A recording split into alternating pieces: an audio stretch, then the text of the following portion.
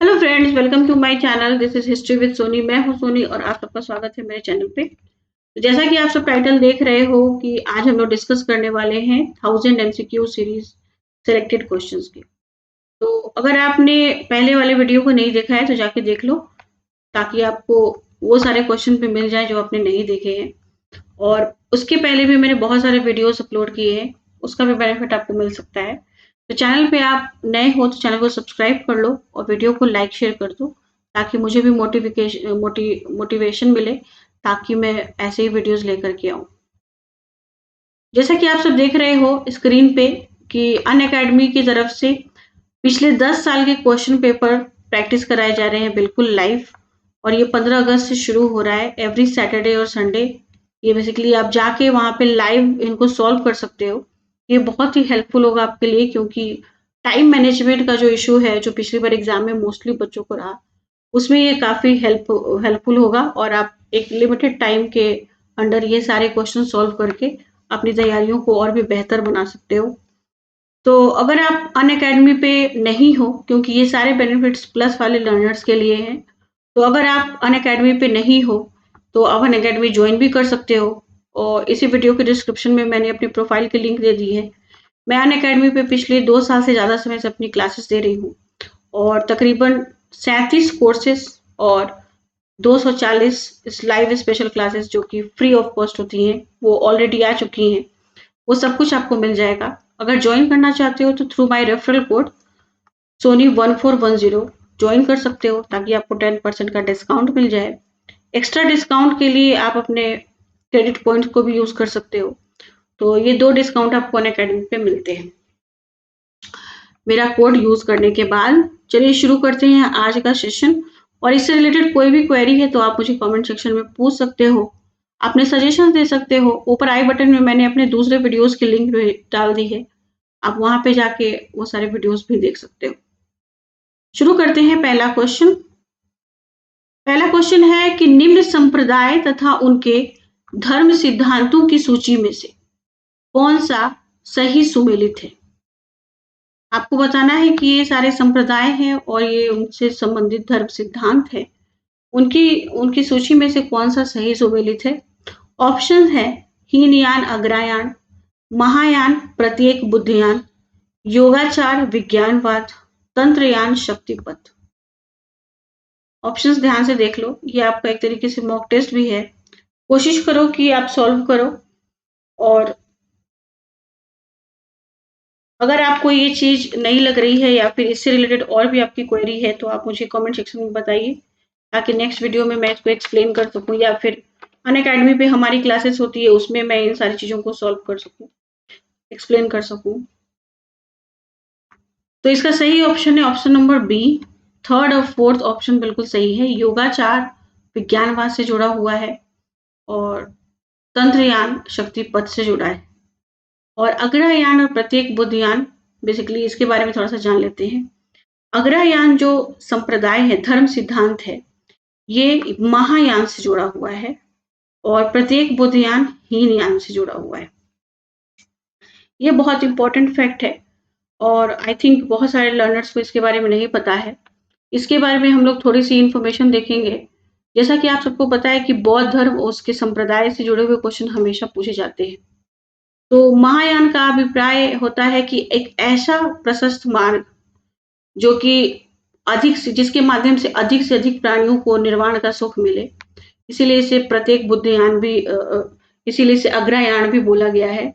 और बौद्ध धर्म की शाखा को एक यान, अग्रयान, बोधिसत्वयान या बुद्धयान के साथ साथ उत्तरी बौद्ध धर्म भी बोलते हैं, महायान। ठीक है। आज विश्व के अधिकांश मत में महायान, जो बौद्ध धर्म का महायान मत है, वो बहुत ज्यादा फॉलो किया जाता है। और चीन, तिब्बत, कोरिया और मंगोलिया आदि देशों में महायान बहुत ही प्रचलित है।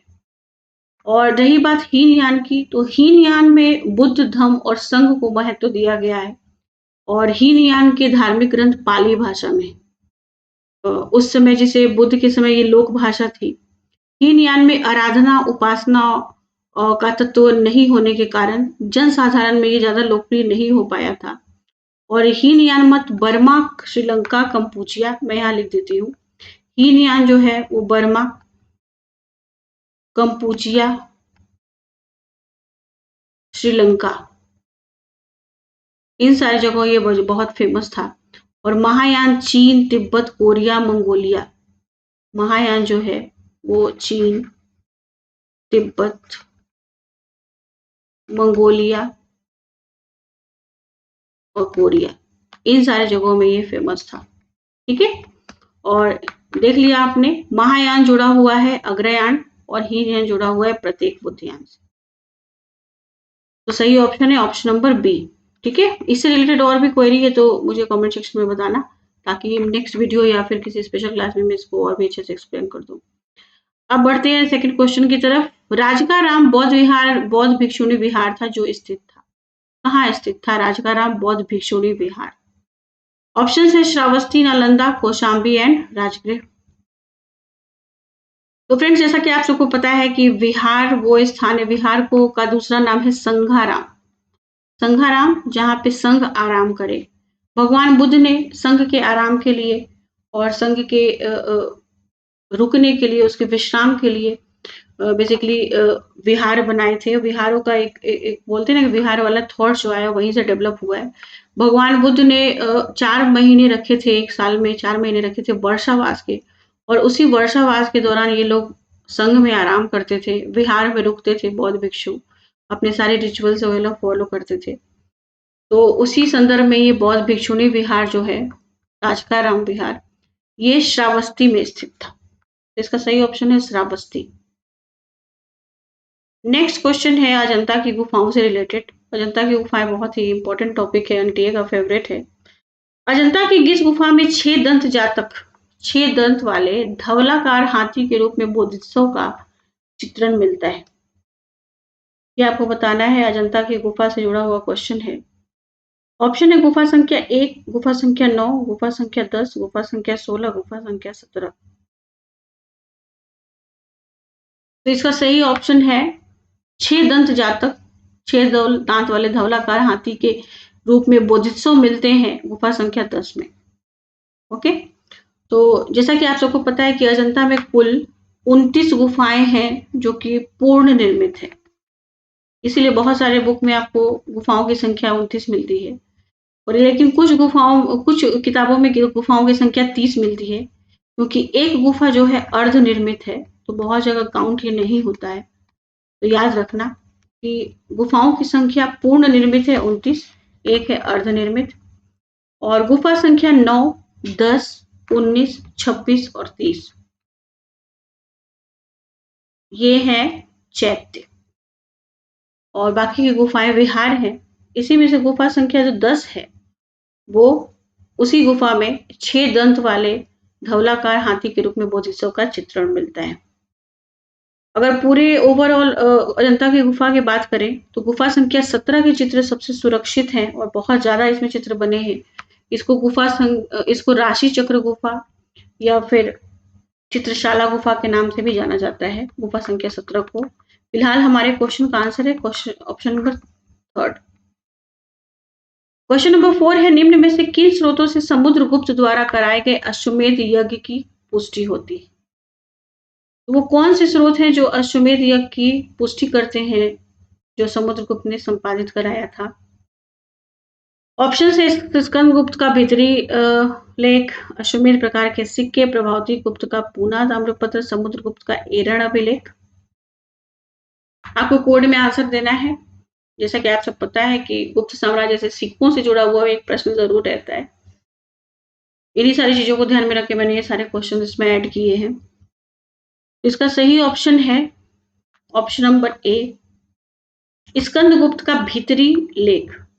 अश्वमेध प्रकार के सिक्के वो तो है ही समुद्रगुप्त के। हालांकि अगर गुप्त शासकों की बात करो तो कुमारगुप्त ने भी अश्वमेध प्रकार के सिक्के चलाए थे, और कुमारगुप्त ने सबसे ज्यादा प्रकार के सिक्के और सबसे ज्यादा प्रकार के अभिलेख चलाए थे। तो कुमारगुप्त ने भी अश्वमेध प्रकार के सिक्के चलाए हैं, और साथ साथ समुद्रगुप्त तो है ही।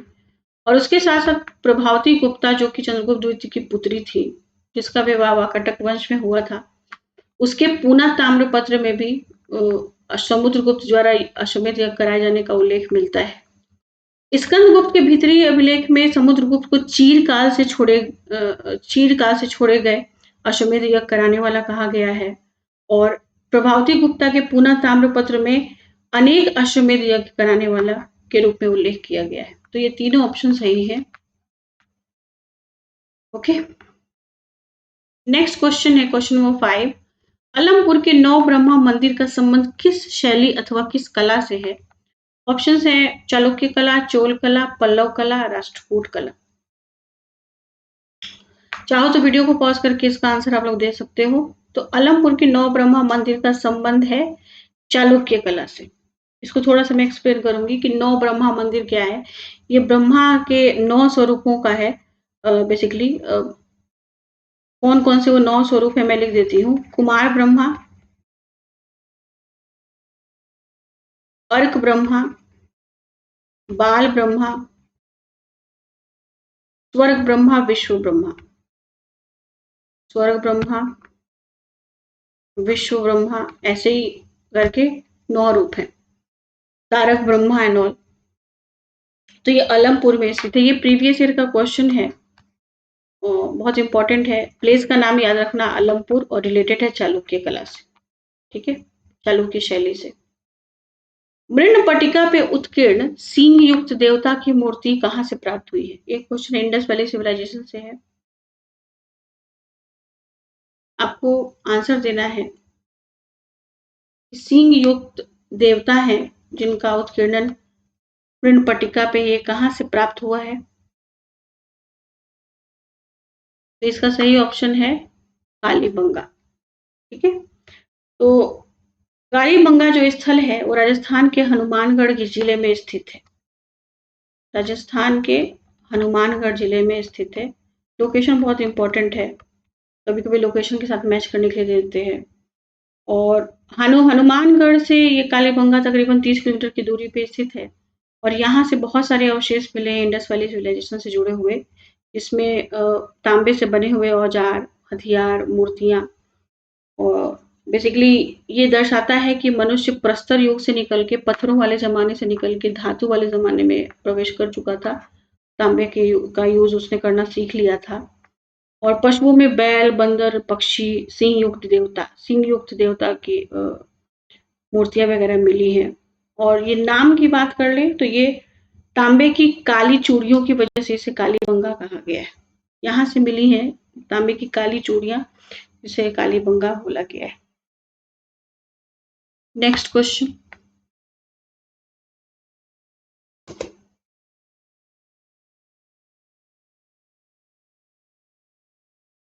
निम्नलिखित में से वो कौन सी वो ब्रह्मवादिनी थी जिन्होंने कुछ वेद मंत्रों की रचना की थी? ये वैदिक सभ्यता से क्वेश्चन है। लोपामुद्रा, गार्गी, लीलावती, सावित्री।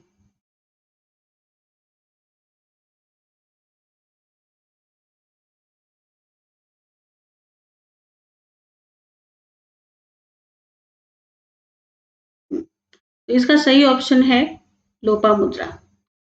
लोपामुद्रा वो ब्रह्मवादिनी थी जिन्होंने कुछ वैदिक मंत्रों की रचना की थी। वो एक वैदिक मंत्र दृष्टा ब्रह्मवादिनी और ऋषि पत्नी थी, जिसका उल्लेख ऋग्वेद में आया है। और ये विदर्भ राज की कन्या थी, जिसका विवाह अगस्त्य मुनि के साथ हुआ था। तो वो थी लोपामुद्रा, जिन्होंने कुछ वेद मंत्रों की रचना भी की थी। हिंदू पौराणिक कथा के अनुसार समुद्र मंथन हेतु किस सर्प ने रस्सी के रूप में स्वयं को प्रस्तुत किया था? एक क्वेश्चन है पौराणिक कथाओं से रिलेटेड, क्योंकि क्वेश्चन आपको कहीं से भी पूछे जा सकते हैं। और ये सारे क्वेश्चन केवल नेट जेआरएफ के लिए या फिर नेट के लिए ही नहीं, या फिर आप किसी भी एग्जाम की तैयारी कर रहे हो, आपका सब्जेक्ट हिस्ट्री है, ये सारे क्वेश्चन आपके लिए यूजफुल होने वाले हैं। ऑप्शन है कालिया, वासुकी, पुष्कर, शेषना। सही आंसर है वासुकी। यस, पौराणिक कथाओं के अनुसार वासुकी सर्प ने रस्सी के रूप में स्वयं को प्रस्तुत किया था समुद्र मंथन हेतु। ये समुद्र मंथन की कथा जो बहुत ही प्रसिद्ध है पौराणिक कथा, ये भगवत पुराण, महाभारत, विष्णु पुराण, इन सारे पुराणों में और महाभारत में मिलती है। और भगवान के आदेश के अनुसार इंद्र ने समुद्र मंथन से अमृत निकालने के बाद बलि को बताई थी और दैत्यराज बलि ने देवराज इंद्र से समझौता कर लिया और समुद्र मंथन देने के लिए तैयार हो गए थे। और उसी दौरान मंदराचल पर्वत को मथनी तथा वासुकी नाग ने रस्सी के रूप में स्वयं को प्रस्तुत किया था। ठीक है, नेक्स्ट, तमसो मां ज्योतिर्मय कथन कहाँ से लिया गया है? कहाँ का ये कथन है? उपनिषदों का, महाकाव्य का, पुराणों का, इनमें से कोई नहीं। तो सही ऑप्शन है यस। मुझे पता है बहुत सारे लोगों को इसका ऑप्शन पता है। हर तरीके के क्वेश्चन मैंने इसमें ऐड किए हैं। उपनिषदों से लिया गया है तमसो मां ज्योतिर्गमय, अस्तो मां ज्योतिर्गमय, तमसो मां ज्योतिर्गमय, मृत्योर्मामृतम गमय और बृहदारण्यक उपनिषद से लिया गया है। ठीक है, बृहदारण्यक उपनिषद से लिया गया है। इसका अर्थ है, हे प्रभु, असत्य से सत्य, अंधकार से प्रकाश और मृत्यु से अमरता की ओर मेरी गति हो। पर्टिकुलर इस शब्द का ऐसे बहुत सारे ऐसे जो कथन है, शब्द हैं, जो कि एग्जाम में पहले प्रीवियस ईयर में पूछे गए, जिनको मैच करने के लिए दिया गया कि कहाँ से लिए गए हैं। तो थोड़ा सा ध्यान देना है ऐसे क्वेश्चंस पे। बढ़ते हैं लास्ट क्वेश्चन की तरफ। जीविकोपार्जन हेतु वेद वेदांग पढ़ाने वाला अध्यापक क्या कहलाता था? ये भी वैदिक सभ्यता से जुड़ा हुआ है। आचार्य, अर्धव्यू, उपाध्याय, पुरोहित। वो अध्यापक जो अपने जीविका उपार्जन के लिए वेद वेदांग की शिक्षा देता है, वो कहलाता था उपाध्याय।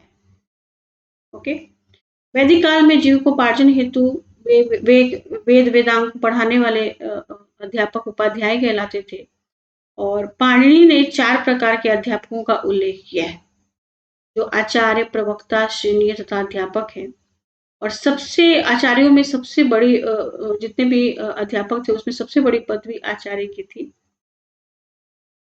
यजुर्वेद के मंत्रों का उच्चारण करने वाला पुरोहित अर्धव्यू कहलाता था। ठीक है, ये यजुर्वेद मंत्र के उच्चारण करने वाले पुरोहित को अर्धव्यू कहते थे।